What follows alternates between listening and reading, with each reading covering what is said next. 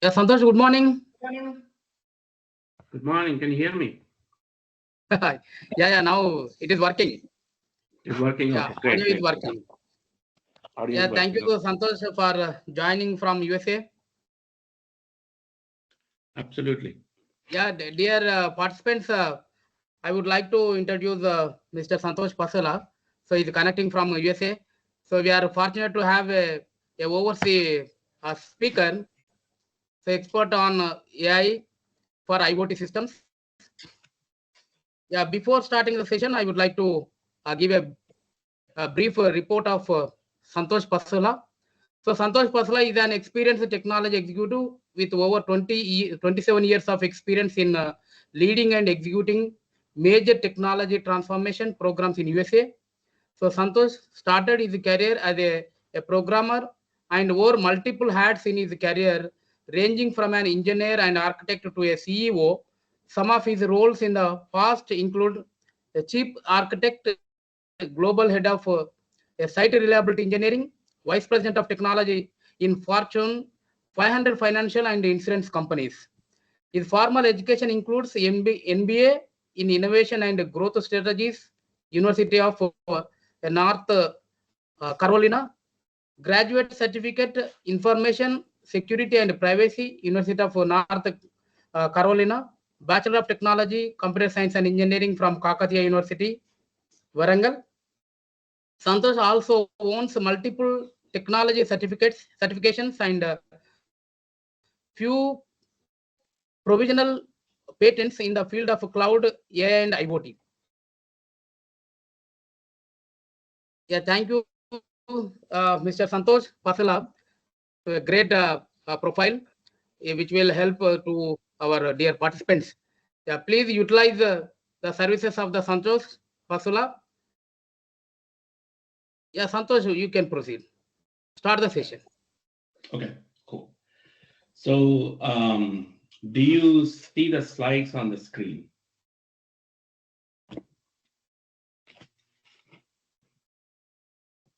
Do you see the slides on the screen? The voice is not audible.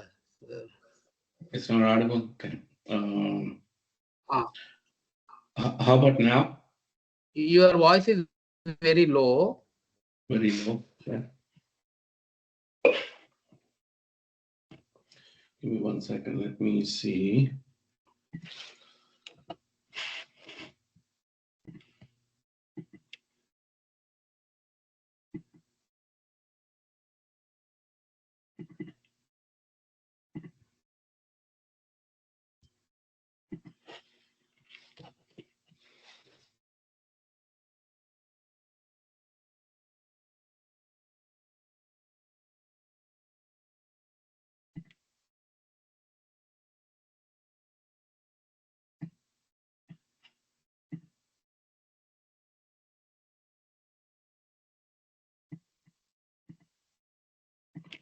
How about now? Any better?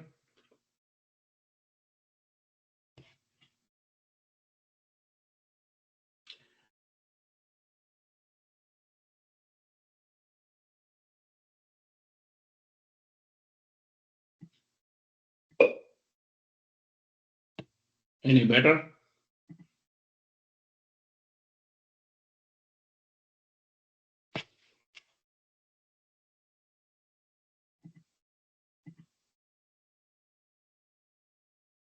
Any better now? Yeah, now it is better. Now it is better. Okay. So Yeah. do you see my screen share? Thanks for that introduction, first of all.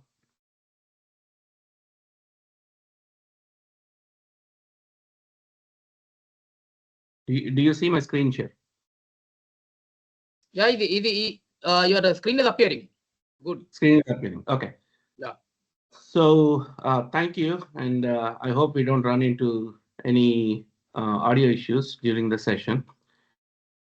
First of all, good morning, everyone. And if someone is residing in America, good evening, or vice versa, good evening to Indian folks and good morning to American folks, if anyone is on the call. First of all, thank you for being here. And as Venkatramulu introduced me, I'm originally from Kakatiya University, 27 years back, and moved to USA 24 years back. I've been living in USA for 25 years. And Thanks for that introduction. So it's a pleasure to talk about what I know and share my knowledge, share my industry experience on this call. And if you have any questions, I'll probably say hold on to the call and maybe raise your hand or interrupt me if you have any questions. I'd be happy to answer any questions that you might have. So today we are going to explore two areas. One is IoT, specifically artificial intelligence for IoT. And the second topic on the agenda is cloud security. So the AI for IoT, I would probably consider as one of the most transformative technology trends of our time. IoT has been here for quite some time. Now AI is joining the bandwagon. So we'll try to move beyond the buzzwords and understand how this synergy is working between artificial intelligence and Internet of Things. As we know, Internet of Things, it's pretty much like simply connected devices. Now, how do we make these devices more powerful? So we'll introduce that brain power to these IoT devices and sensors and see what comes out of it. Now, a quick look on AI and IoT. So we will probably start talking about the IoT part of it, and then see how AI is going to enhance IoT. We don't want to dig too much into technical architecture given the amount of time that we have here. But the way I would probably treat IoT and AI is IoT, as we know, it's all about connected devices, physical devices, sensors, and whatnot, and they have a job to do to collect the information and send it to a centralized processing unit. In the past, we were highly leveraging cloud to collect that information. Now, edge computing has become more and more powerful. So if I have to call IoT as the body, I would call AI as the brain behind it. And the industry trend that's happening nowadays is we are trying to introduce that brain power to the edge computing rather than taking it to a remote cloud resource and doing the processing. So let's start with the foundation, Internet of Things. So we are really in the middle of an explosion of connected devices. There are billions of devices, whether we like it or not, we are using it on a daily basis.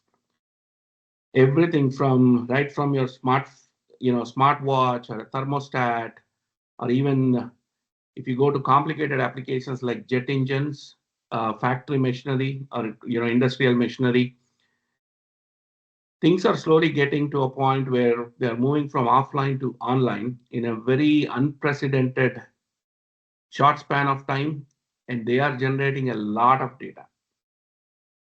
Now, the amount of data that we are talking about is not in gigabytes or petabytes, it's actually in zettabytes. So zettabytes, I would probably put 21 zeros after one. That's how big of bytes of information that's flowing. By having this data is like having a library full of books, and you're looking for one answer on a single page out of 1,000 books or more, right? So that's how difficult it is today to process the data and get what you need from the data, especially the raw data. So AI can enhance that. And artificial intelligence and machine learning, these algorithms enable systems to learn from data, identify different patterns, and make decisions with minimal human interaction. And that's the role of, if you talk about AI or machine learning in IoT. The key capabilities would probably include pattern recognition or prediction and anomaly detection, and automation is part of the day-to-day life over there. Artificial intelligence at its core, AI and specifically its subfields, whether it's machine learning or neural networks or anything in those terms, they are the ones that are actually creating and running these algorithms behind the scene. And for them, the food that we are supplying to those algorithms is data. So think about it as a brain that can be constantly tuned based on this data and based on the patterns that we identify. We could probably go ahead and predict the outcomes. So the more data it gets, the more smarter these systems are going to be. And as I said, IoT is pretty much the body and AI is the brain behind it. So what's the result of this combination? The combination results in deeper insights, using AI, and it's pretty much like a rinse and repeat or a loop of sensing, analyzing, and then acting on it. Good examples in today's world, we would probably, we can talk about smart houses or smart homes, and then cars. I don't know, you probably heard about Tesla, probably heard about all the technology that the cars, automobile industry is getting into today.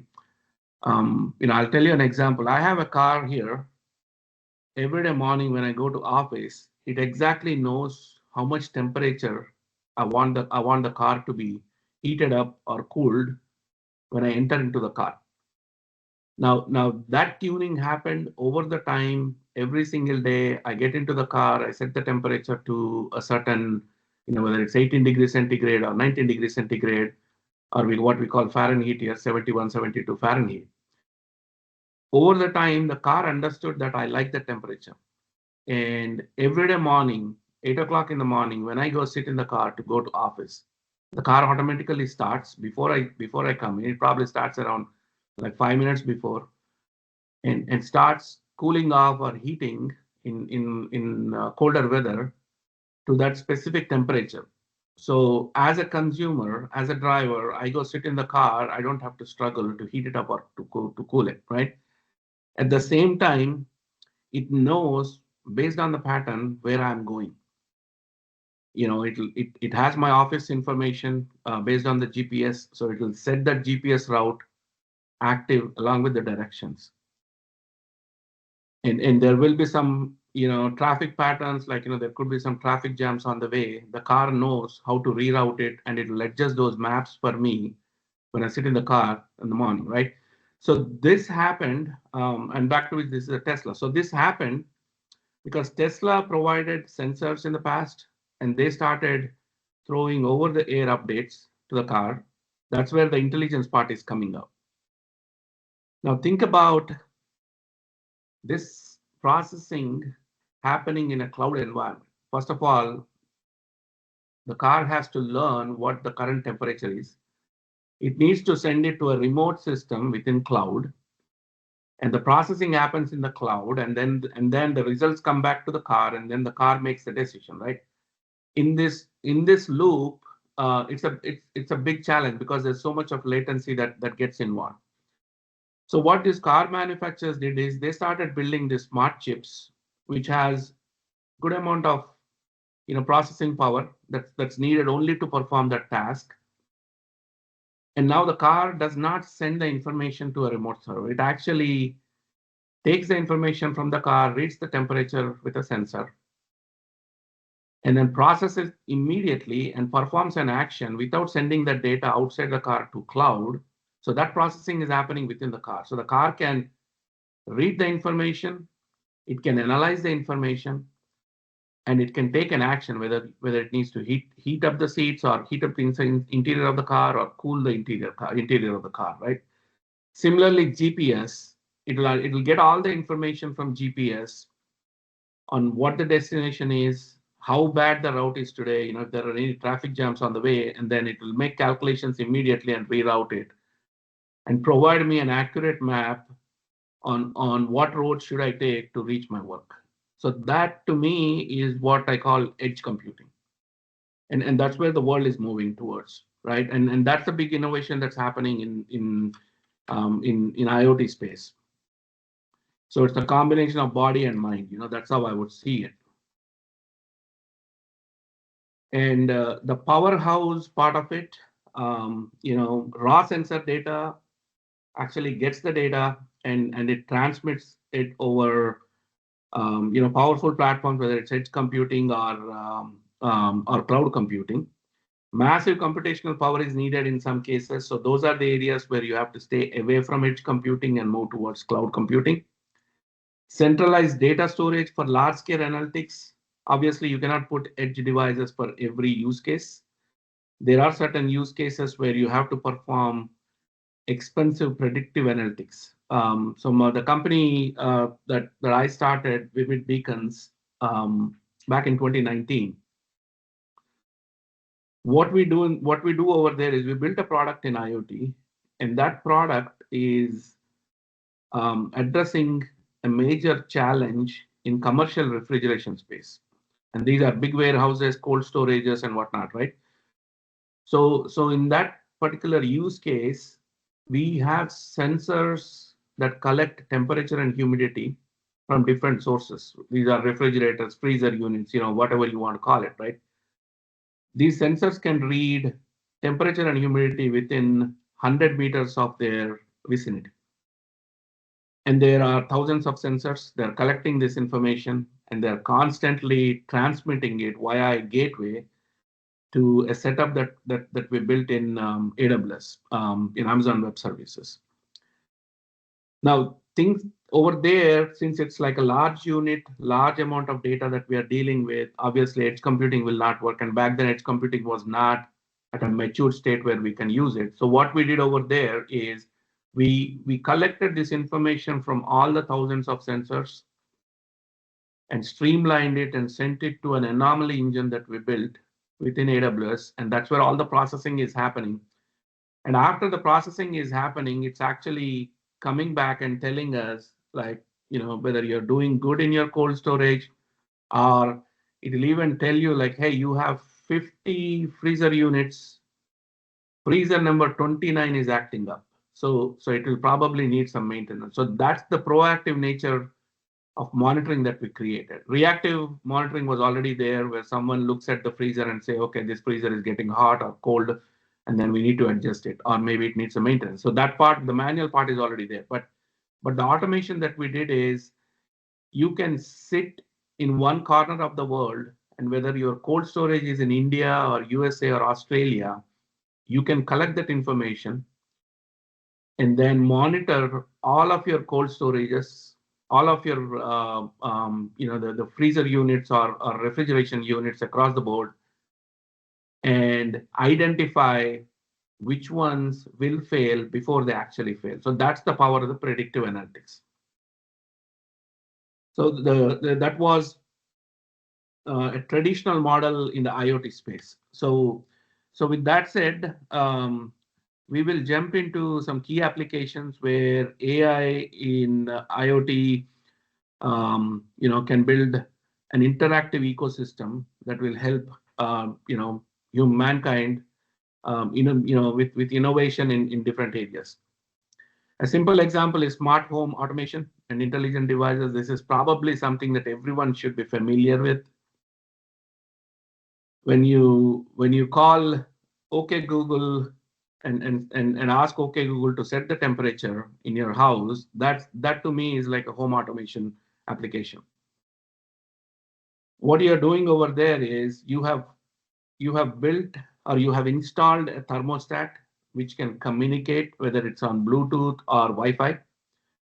And then you have an assistant on your phone, which is actually understanding the data, which is tied up to that device. And when you say, OK, Google, raise temperature in my house, OK, Google will go interact with the thermostat, get the stats from the thermostat, OK Google will analyze it, and then it will send a message to that thermostat whether to increase temperature or decrease temperature. Another good application in home automation is the home security. Nowadays there are cameras that actually call you on your phone. Whenever someone rings your doorbell, or when someone drops a package in front of your house that you are looking to receive, and someone rings the bell, it will call you, and you can actually communicate with that person on your phone, no matter where you are in the world, via those devices, the video cameras that are built into these ring-like devices, right? And at the same time, there's energy optimization, another use case. If you are if you are going to office between, let's say, 8 o'clock in the morning to 5 o'clock in the evening, your house should understand that there is no one in the house, and then it should optimize the temperature settings, or it should optimize the security settings, and go take care of this, right, automatically without human intervention. So that's one use case. And the other use case that I can think about is, obviously there's so much of work that's been happening in industrial IoT and predictive maintenance. The example that I talked about a few minutes back, sensor data collection is key. Now, one thing that I always tell people is, when you are collecting information from sensor, also monitor your sensors, because these sensors have become so nimble and agile, they don't need hardwiring today. And these devices are actually running on lithium-ion batteries. Like, you insert a small quarter-size battery into those devices, like a button-sized battery into those devices, and these batteries last for almost 3 years nowadays. So you don't have to go change the batteries every now and then, right? So that innovation already happened in the industry.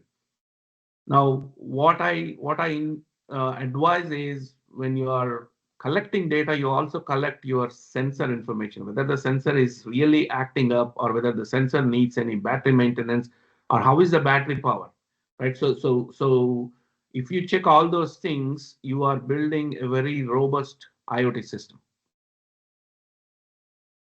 And artificial intelligence analyzes the sensor data to predict equipment failures, as I said, before they happen. And before they happen is something that I would underline. Everyone knows when an equipment fails, but if we could not catch it before it failed, that's going to be a business disruption, and that's what these technologies are trying to address in this industrial space. At the same time, operational efficiency is important. When an assembly line is running, when an assembly line is processing, the assembly of 1,000 units in a peak time versus 100 units in a non-peak time, you don't have to go spend the same amount of energy, right? You have to optimize it according to your need. And this can be automated as well. The other important use case that's happening in the industry is healthcare sector started leveraging more and more intelligent IoT devices, whether this could be like real-time health monitoring. Someone has diabetes. Nowadays, you have chips available where you install an app on your phone, and that app always communicates to this chip over Bluetooth 4.0 or plus, and constantly pulling the statistics of your sugar levels and whatnot. And then if it sees an anomaly, it will alert it. Smartwatches already have this. They are monitoring your pulses. And if your heart rate is not going as per the threshold, it will alert you whether you can stand up or walk or pump up your heart rate. So that way, you don't fall into like chronic illnesses, right? So real-time health monitoring is happening. And then personalized treatment plans are happening at a various level. Like today, the surgeries, there are certain devices where the doctors are actually sending these devices into patient's body and scanning the patient's body. At the same time, they're performing some minute actions internally without without doing an actual surgery or cutting the patient's body to send these devices, right? So there's so much of innovation that's happening. The biggest challenge in this industry is the regulations. Regulations are very strict, and obviously it has to do with people's lives. So things won't happen really fast, but that doesn't mean that proof of concepts are not happening. There are so many use cases that people are coming up with, but they, in order to take it mainstream, it's taking longer time because that's where you'll have to satisfy all the compliance and regulations, right? There's one example that I'll talk about. Cleveland Clinic is a very big hospital chain in America. Few years back, um, they had a major lawsuit, and the way the lawsuit happened was, Cleveland Clinic is into artificial fertilization business. You take the um, the egg and the counterpart of it, and then you build an embryo, and then you make sure that embryo is developed enough before that can be inserted into mother's body, right? So the artificial fertilization clinics, right? So Cleveland Clinic used to run these artificial fertilization units. One of the challenge that they had is these embryos have to be at a very, very specific temperature, and they use nitrogen gas, to maintain those temperatures. They had a problem where their sensor stopped working, and all the embryos became useless at one point because they could not maintain the temperature. By the time they detected that problem, it was way too late. And that resulted in a multi-million-dollar lawsuit to Cleveland Clinic, which also hit its reputation. So in your artificial intelligence that you're applying to IoT, what I would say is you don't have to trust the sensors. You will have to monitor the sensors as well, along with the actions that you are going to take, with the data that you are collecting, right? Had they built in an intelligent, IoT ecosystem, that problem should have never occurred, right?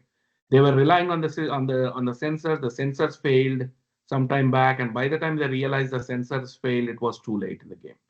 And today we are past that stage. We don't have to deal with stuff like that anymore because of that artificial intelligence that we are introducing into these systems.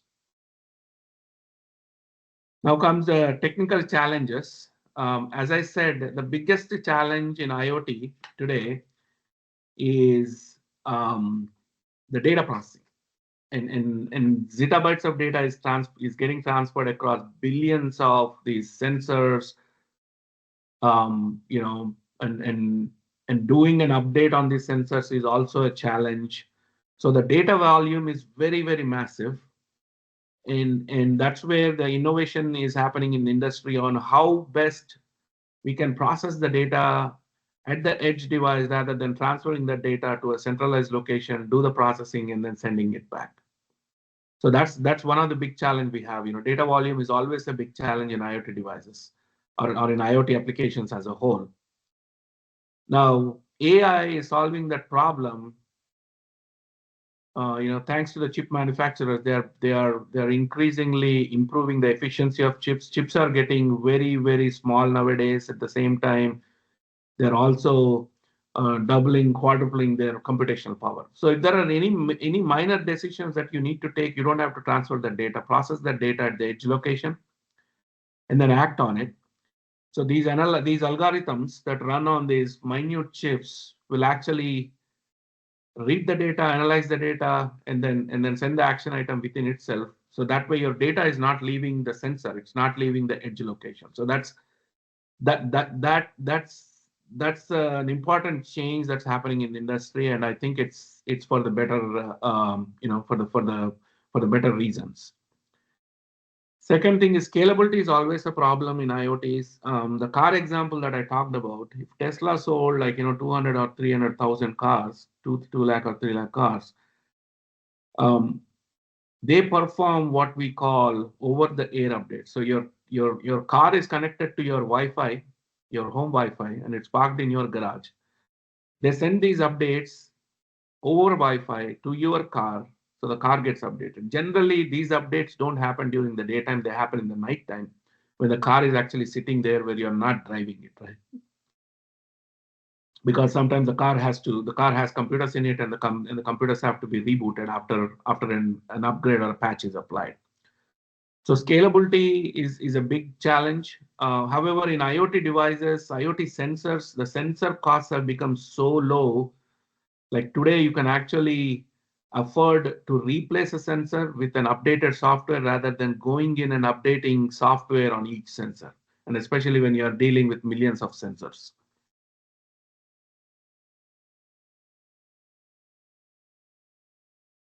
And security and privacy has always been a concern in AI-powered IoT. The data that you are sending, you should always treat your data as private data, no matter what, right? So that's the best safeguard that you can put in. You can always say, I'm sending temperature and humidity ratings in this example, which I don't have to worry about privacy. That's not the right attitude. The right attitude is like any data that's going in this ecosystem, you have to make sure that it has its own privacy concerns addressed. So I would always encourage encrypting the sensitive information when you are sending it across the network, and also use proper authentication mechanisms. Your sensors or your whole IoT ecosystem. You want to make sure bad guys don't get access to it, so they will use it for a different purpose. If someone wants to mess with the temperature and humidity, IoT ecosystem, that the example that I've been talking about, if a bad person gets access to it, they can manipulate those settings and they can wait and watch until the units go down, and then your products are like off the shelf and they're already spoiled, right? So that will cause like a huge business impact, reputational impact, and whatnot. At the same time, the anomaly detection, when it comes to AI-powered anomaly detection, back in 2019, we built some predictive analytics algorithms. AI was not very popular back then.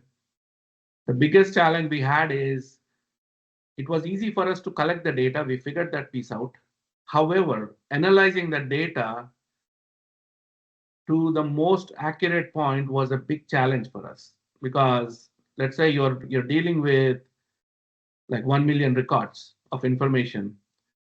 How do you identify the patterns in that 1 million records, right? And generally back then we used a software called R, and then we built some workflows within R, and we had to do extensive testing to come up with action items, because the action items has to be like accurate enough. We don't want to go trigger false alarms or false positives. Now today that problem is solved. Like you can go talk to any AI assistant, out of like whether it's Chat GPT or Claude or Gemini, or even like AWS Bedrock services. They will do that predictive analytics for you and then send it. Right? All you need to do is like worry about your data, send this data to an intelligent system that can process it and give you the analytics. Right? When that system was not existing, it was our job to go figure out and build those systems, which was very, very, very painful and at the same time most expensive operations out of the whole ecosystem. So today that AI-powered anomaly detection is enabled. It can relatively easily identify the patterns. It can relatively easily identify the irregular activities, and at the same time, if there are any potential threats, and it can alert us in near real time. Scalability and interoperability issues have always been there. So the IoT, one of the challenges that the IoT industry faces is the standardization of protocols. Now, if you're using one cloud provider, they have a set of services. If you go to another cloud provider, they have a different set of services, different set of protocols where these IoT devices can communicate, right? So there is still a standardization challenge that needs to be met across the industry. especially when you're dealing with a diverse set of IoT and AI models that you're working with. Things like model context protocol, MCP, could probably address that concern to an extent, but that's still at an inception level. And then your architecture has to be flexible enough, to support scalability and make sure it can adapt to the growth of your footprint as well. And the operation eventually has to become seamless, and it has to be non-human intervened operation, right? So that will address the scalability and interoperability issues at a very high level. And then we have another 2 minutes on this topic. So the future prospects. Enhanced decision making and automation, as I talked about, and moving your processing to the edge location. The more faster you move it to your edge location, the better these systems and their adoption rates are going to be. Things like 5G networks are enabling it.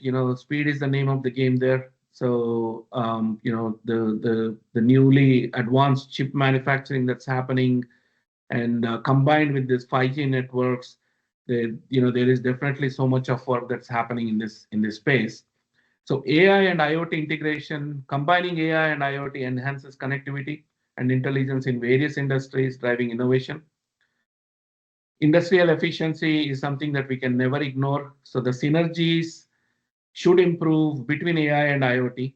That will lead to operational efficiencies and faster decision making across industrial sectors and worldwide.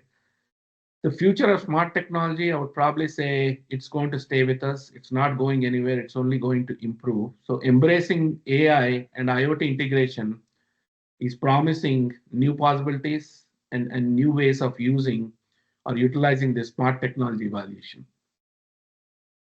And with that, I'm going to close this topic. And maybe in the future we could probably have like a detailed discussions. If there's an opportunity that shows up, I would be happy to do that. And with that said, if we are okay, we will go ahead and switch to another topic, which is slightly different. This is the second topic in the agenda. We are going to talk about cloud security, specifically cloud security, and see how well the cloud security landscape is today, and what are the possibilities or opportunities and challenges, right? So Venkatramulu, can you guys still hear me okay? Everything going well before I switch the topic?